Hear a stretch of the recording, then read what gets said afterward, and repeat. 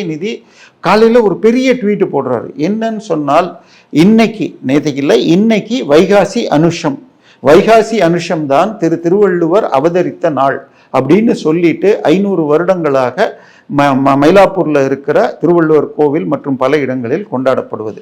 So அது திருவள்ளுவர் அவதார நாளை கொண்டாடுறதுக்கு நேத்தைக்கு கவர்னர் பவன்ல, லோக் பவன்ல ஒரு விழா நடத்த, அதுல காவி உடை போட்ட திருவள்ளுவரை வச்ச உடனே என்னமோ பயங்கர தப்பு நடந்துருச்சுன்னு திமுக தூண்டி விட, அதன் பிறகு வைகோ இது அயோக்கியத்தனம்னு பேசுறாரு, திரு அருண்ராஜ் பேசுறாங்க.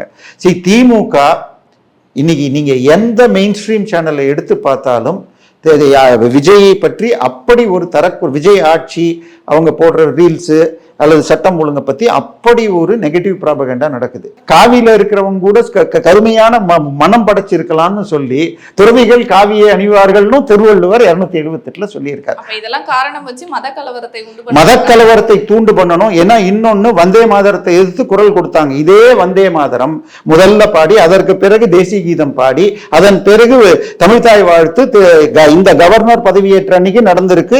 தற்போதைய சென்னை உயர்நீதிமன்ற நீதிபதி மார்ச் 6 ஸ்டாலின் தலைமையில பண்ணியிருக்காங்க.